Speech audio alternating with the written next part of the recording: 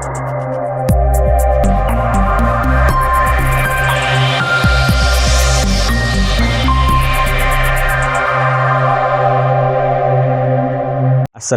warahmatullahi wabarakatuh. Kita bertemu lagi di mata kuliah teori ekonomi makro. Jadi seperti yang selalu Bapak katakan ya, jangan lupa untuk mengumpulkan tugas sesuai dengan waktu yang sudah Bapak berikan di e-learning. Kemudian pada kesempatan kali ini Bapak akan melanjutkan di pertemuan kelima ini dengan judul perangkat-perangkat dasar dalam keuangan. Langsung saja. Jadi dalam perangkat dasar keuangan ini kita perlu mengetahui konsep nilai masa kini dulu dengan mengukur nilai waktu dari uang. Apa itu nilai waktu uang? Jadi time value of money ini merupakan sebuah konsep ya yang menyatakan nilai uang dalam jumlah tertentu yang diterima saat ini memiliki manfaat lebih dibandingkan nilai pada masa depan. Kemudian time value of money ini sangat penting bagi investor yang ingin menginvestasikan dananya ke perusahaan atau membeli saham karena kaitannya dengan masalah-masalah perekonomian juga nantinya. Apakah saham yang mereka beli dapat menguntungkan bagi mereka di masa yang akan datang. Berkaitan dengan komponen apa saja dalam menghitung time value of money ini, ada yang pertama adalah PV atau nilai masa kini atau present value bisa kita pahami juga. Yang kedua adalah FV, nilai masa depan atau future value. Yang berikutnya adalah R, kecil ya, tingkat bunga per tahun, kemudian N, jangka waktu dalam tahun. Jadi yang pertama adalah nilai uang masa kini atau present value ini itu merupakan nilai masa kini dari jumlah uang yang akan diterima di masa depan. Ya, jadi bagi seorang investor, analisis terkait time value of money ini sangat penting, utamanya bagi present value-nya. Ya, nilai masa kininya. Jadi sebelum mereka membeli untuk berinvestasi, mereka harus tahu nih nilai masa kininya tuh berapa. Dan keuntungan nanti yang setelah dimasukkan oleh suku bunga, inflasi, ya dengan pertimbangan lainnya di masa yang akan datang mereka akan memperoleh berapa. Untuk cara menghitung present value ada rumus yang harus kita pahami bersama. Ya, rumusnya adalah PV sama dengan FV. FV-nya ini adalah FVN ya, nilai masa uang masa depan dalam kurung 1 plus R kecil tutup kurung pangkat N. Seperti yang sudah kita tadi pahami ya, kalau PV itu present value, FV itu future value, R itu rate atau suku bunga, dan N adalah jumlah periode yang ingin kita hitung ke depannya. Nah, sebagai contoh, di sini saya sudah berikan, Anda berencana untuk menyiapkan biaya pendidikan anak. Telah diperkirakan membutuhkan total dana sebesar 100 juta pada 2 tahun mendatang. Jadi, untuk 2 tahun mendatang tuh, sebelum anak masuk dalam dunia pendidikan, orang tua itu mengharuskan sudah mendapatkan uang 100 juta, mempersiapkan uang 100 juta dalam 2 tahun mendatang. Sementara itu, bunga deposito bank sebesar 4% per tahun. Nah, otomatis saat merencanakan biaya pendidikan kan juga butuh di sini bunga deposito yang bentuk investasi dari orang tua ini. Ya, dengan 4% per tahun bunganya. Kemudian, berapa uang yang dibutuhkan agar 2 tahun kemudian uang Anda terkumpul 100 juta ya dalam waktu 2 tahun ini. Nah, jawabannya adalah PV yang dicari adalah present value-nya adalah nilai uang masa kini sama dengan FVN per 1 plus R ya tutup kurung pangkat N. Jadi seperti yang kita ketahui FV-nya adalah future value-nya adalah nilai uang masa depannya adalah 100 juta yang diharapkan. Ya, dibagi dengan 1 sesuai dengan rumus plus 0,04. Nah, 0,04 ini diperoleh dari bunga deposito bank yang sudah ditanamkan ya sebelumnya sebesar 4% atau bisa didesimalkan jadi 0,04. Ya, tutup kurung pangkat 2. Kenapa pangkat 2? Karena dibutuhkan uang sebesar dibutuhkan 2 tahun. Ya, yang diinginkan adalah 2 tahun untuk terkumpulnya uang 100 juta tadi. Nah, kemudian lanjut ke 100 juta dibagi dari jumlah 1 plus 0,04 di pangkat 2 diperoleh hasil 1,0816. Ya, kemudian 100 juta itu dibagi 1,0816 diperoleh 92,46 juta. Jadi uang yang dibutuhkan adalah sebesar 92,46 juta. Jadi kelebihan dan kekurangan dari present value itu apa sih Pak? Yang pertama, kelebihannya, kita bicara kelebihannya ya. Untuk mempermudahkan menghitung atau memprediksi uang hari ini yang dibutuhkan. Kekurangannya adalah tidak ada kepastian sehingga perlu dipertanyakan kejelasannya. Kenapa bilang tidak ada kepastian? Karena seperti yang saya bicarakan tadi, untuk menghitung nilai masa kini, ya, apa yang kita butuhkan untuk memprediksi apa yang kita dapat di masa depan, itu kan banyak sekali hambatan-hambatannya, seperti mungkin dampak inflasi, kemudian bencana alam, dan faktor eksternalnya. Jadi banyak sekali faktor di luar ketidakpastian tersebut. Yang kedua, kita bicara tentang nilai uang masa depan. Nah, future value ini adalah sejumlah uang yang ada saat ini. Kita ingin menilai di masa depan dari jumlah uang yang ada saat ini. Jadi future value ini lebih ke nilai uang di masa datang, dengan menunjukkan manfaat dari investasi dan perolehan dari suku bunganya. Ada dua macam suku bunga yang dapat digunakan dalam menghitung future value. Yang pertama adalah simple interest, yaitu adalah bunga yang didapatkan dari investasi saat ini. Ya, jadi kalau saat kalian berinvestasi, ya, karena itu ada bunga nih, ya, atau saat membeli deposito, menaruh tabungan deposito, itu kan dapat bunga deposito. Nah, yang saat ini kalian dapat berapa? Nah, yang kedua adalah compound interest, yaitu bunga yang didapatkan dari investasi saat ini dan dari akumulasi investasi tersebut atau bunga majemuknya. Ya, jadi kalau kita bicara akumulasi berarti keseluruhan dari investasi. Ya, nggak cuma dalam satu investasi. Simple interest, kalau kita bilang simple interest berarti hanya satu investasi saja. Tapi kalau bicara compound interest adalah akumulasi investasi yang kita taruh di dalamnya. Cara menghitung future value. Ya, bagaimana caranya adalah rumus simple interest-nya dan rumus compound interest itu sangat beda. Untuk simple interest adalah rumusnya FV, future value, ya, sama dengan present value dikali dalam kurung 1 plus R kali N. Ya, tutup kurung.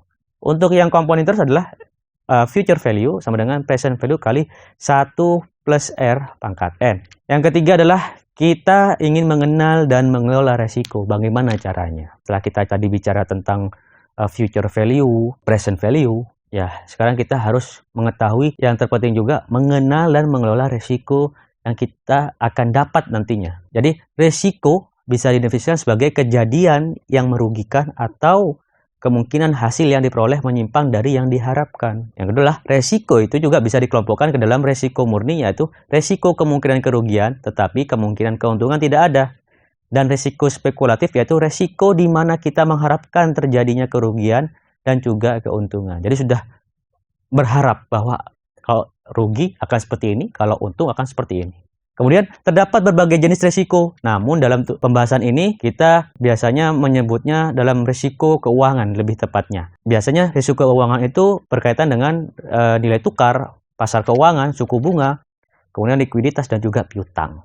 Nah, selain itu, kalau boleh saya simpulkan, jadi dalam mengetahui total risiko itu ada dua. Ya, dalam merumuskan total risiko ada dua. Yang pertama adalah risiko sistematik dan risiko unsistematik. Ya, dimana kalau kita bicara risiko sistematik adalah risiko yang pasti diperoleh oleh semua orang yang berinvestasi di dalam negara tersebut. Baik itu investor, baik itu perusahaan, baik itu pemerintahan, masyarakat. Secara sistematik semua akan mengenai dampaknya. Nah, itu risiko sistematik. Ditambah dengan risiko unsistematik.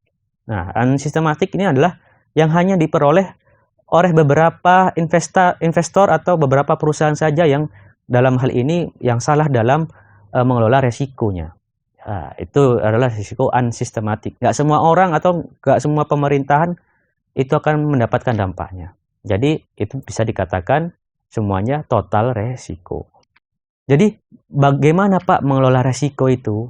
Yang pertama adalah harus diidentifikasi dan pengelolaan resikonya. Ya, jadi biasanya harus dengan manajemen risiko yang baik. Atau seperti yang saya bilang, kalau kita masih belum bisa memanajemen risiko, ya kita secara mudah datang ke reksadana, ya, bertemu dengan manajer investasi, kemudian berbicara tentang mana saja sih risiko-risiko yang akan kita dapat ke depannya dan bagaimana meminimalisir risiko tersebut. Ya, yang kedua adalah dari adanya manajemen risiko itu untuk mengelola risiko sehingga kita bisa memperoleh hasil yang paling optimal. Ingat, dengan manajemen risiko otomatis kita berharap dengan hasil yang optimal, bukan hasil yang melebih-lebihkan, ya, yang optimal. Nah, yang ketiga adalah manajemen risiko itu sendiri sebenarnya bersifat multidisiplin yang menggabungkan prinsip-prinsip yang relevan dari ilmu matematis dan statistik. Nah, ekonomi, keuangan, komputasi, dan tata kelola perusahaan itu masuk dalam bahasan-bahasan dari manajemen risiko. Ya, jadi karena manajemen risiko ini multidisiplin, jadi semua ilmu itu dapat diartikan menjadi satu kesatuan dalam memahami manajemen risiko. Yang keempat adalah implementasi secara komprehensif yang penting. Jadi dalam perusahaan itu biasanya dikenal dengan enterprise risk management. Ya, di mana enterprise risk management adalah sebuah kerangka yang komprehensif, terintegrasi untuk mengelola risiko seperti risiko kredit, risiko pasar, modal ekonomis, transfer risiko, ya, untuk memaksimumkan nilai perusahaan. Jadi mengelola risiko keuangan itu di sini menurut Hull 2017 itu ada 3. Ya, ada tambahan dari para pakar ekonom, ya, Hull 2017 ini menyatakan bahwasanya untuk metode ya pengelolaan risiko keuangan itu ada 3. Yang pertama adalah menyesuaikan posisi exposure keuangan perusahaan baik on balance sheet atau neraca, ya, maupun off balance sheet seperti komitmen, kontingensi, ya, keputusan, ya, off balance sheet. Yang kedua adalah menyesuaikan kebijakan dan prosedur penanganan suatu transaksi keuangan, ya, baik melalui high level direktif kebijakan atau prosedur. Jadi kalau kita bicara tentang kebijakan dan prosedur, ini penanganannya harus multi high level. Ya. Jadi semuanya harus menyeluruh. Contohnya hanya kita bicara tentang keuangan saja. Ya, tapi transaksi lainnya, ya, berkaitan dengan kebijakan-kebijakan yang mempengaruhi perusahaan ke depannya itu juga harus penanganannya terkait dengan kebijakan dan prosedur itu harus secepat mungkin. Yang ketiga adalah melakukan risk transfer melalui pembelian derivatif maupun produk asuransi. Nah, jadi kita harus mengetahui nih, yang dikatakan risk transfer adalah seperti yang sering saya bilang, ya, dalam pemahaman investasi, bahwasanya jangan pernah menaruh telur dalam satu keranjang. Ya, kita mengetahui ya, kalau kita menaruh telur dalam satu keranjang itu akan mengakibatkan semua telur akan pecah. Ya, tapi taruhlah telur tadi itu di tempat yang sudah dipisahkan dengan keranjang-keranjang lainnya. Berikutnya adalah dalam praktek perusahaan sebenarnya menerapkan metode-metode yang tadi dibicarakan oleh Hull 2017 itu masuk dalam suatu policy mix atau suatu bauran, ya, kebijakan. Jadi perlu ditekankan di sini bahwasanya manajemen risiko itu bukan upaya menghilangkan risiko, ya. Jadi semua tindakan kita untuk memperoleh hasil yang optimal tadi, ya, pasti kita akan mengalami risiko yang akan kita dapat. Jadi nggak mungkin kita dapat menghilangkan risiko yang ada. Jadi tidak ada aktivitas bisnis tanpa risiko. Yang ada hanyalah optimisasi. Itu dilakukan dengan mencari risiko yang terendah untuk target hasil atau return yang tertentu, atau untuk tingkat risiko tertentu diidentifikasikan beberapa target hasil terbaik yang dapat dicapai. Jadi bahasanya adalah jantung dari manajemen risiko itu sebuah trade-off risk return. Jadi kita harus mengoptimalisasi risiko-risiko tertentu, kita diversifikasi bahasanya, ya, diversifikasi agar risiko yang kita peroleh itu dengan manajemen risiko itu dapat optimal dengan return yang juga baik. Nah, lanjut dalam penilaian aset sekarang kita. Nah, setelah kita bicara tentang investasi, kita juga harus butuh pemahaman tentang penilaian aset yang akan kita beli. Jadi, dalam penilaian aset ini merupakan proses untuk menentukan pasar wajar atau nilai sekarangnya. Jadi, proses ini tuh menggunakan sebuah model penilaian absolut, ya, seperti analisis arus kas, ya, kemudian model penetapan harga opsi atau yang setara. Nah, jadi dalam penilaian aset ini butuh banyak analisis terkait dengan pelaporan keuangan, utamanya dalam segi arus kas, kemudian penetapan harga, opsi, dan lain-lainnya. Yang termasuk dalam aset itu biasanya adalah investasi yang disekuritaskan, yang bisa dipasarkan, seperti, ya, jenis-jenis investasinya adalah obligasi, saham, dan opsi. Ya, kemarin kita sudah bicara tentang obligasi, itu adalah surat hutang. Ya, saham itu kita ketahui semua adalah sebuah hak kepemilikan dari perusahaan yang kita beli. Kemudian opsi adalah sama jenis seperti surat hutang, cuman ada sedikit kebijakan yang berbeda dengan obligasi terkait sama opsi. Sedangkan untuk aset yang berwujud itu seperti peralatan dan bangunan, kendaraan yang terlihat, ya, yang dapat dimanfaatkan, apa bentuknya, wujudnya. Kemudian untuk aset yang tidak berwujud lainnya adalah seperti hak paten, merek, ya merek dagang itu adalah sebuah aset yang tidak berwujud lainnya. Sekarang kita memahami penilaian atau bisa kita pahami adalah evaluasi aset yang lebih lanjut. Jadi dalam evaluasi setelah kita tadi mengetahui present, future value, kemudian mengelola resiko, yang terakhir adalah kita menilai aset, ya kita harus memahami evaluasi aset yang lebih lanjut. Ya, jadi evaluasi itu atau penilaian aset itu sendiri berperan penting ya dalam keuangan yang seringkali merupakan pengukuran subjektif dan objektif. Nah, karena apa? Nilai aset tetap perusahaan itu atau lebih dikenal sebagai aset modal lebih mudah untuk dinilai. Ya, karena hal ini didasarkan pada nilai buku dan biaya penggantiannya. Biasanya juga net asset value itu bisa dikatakan aset berwujud bersih. Ya, net ya. Jadi nilai aset yang bersih. Ya, net aset berwujud yang bersih yang sudah ada di nilai bukunya ya, kemudian sudah ada di neraca keuangannya secara historis itu sudah dikurangi ya, biaya historisnya sudah dikurangi oleh akumulasi penyusutan ya, kemudian dikurangi juga dengan aset tidak berwujud dan kewajibannya ya. Jadi juga bisa dikatakan sebagai uang yang akan tersisa apabila perusahaan dilikuidasi. Jadi net asset value ini akan masih ada ya saat perusahaan itu sudah dilikuidasi. Nilai aset bersih ini juga merupakan nilai minimum perusahaan ya, dan memberikan landasan dalam menilai aset perusahaan karena tak termasuk aset tidak berwujud. Ya, saham perusahaan dianggap undervalued apabila nilai pasarnya di bawah book value-nya. Jadi kalau nilai saham itu sampai di bawah value-nya itu sangat-sangat undervalued ya. Ini berarti saham diperdagangkan dengan diskon besar-besaran ya untuk book value per saham. Jadi kalau dalam artian ya, kalau ada sebuah perusahaan yang sampai menjual dalam bentuk kupon perusahaannya, memecah lembar kupon perusahaannya itu dengan diskon besar-besaran, ya itu bisa diartikan bahwa perusahaan itu memiliki nilai book value-nya di bawah nilai sahamnya, ya nilai atau nilai pasarnya.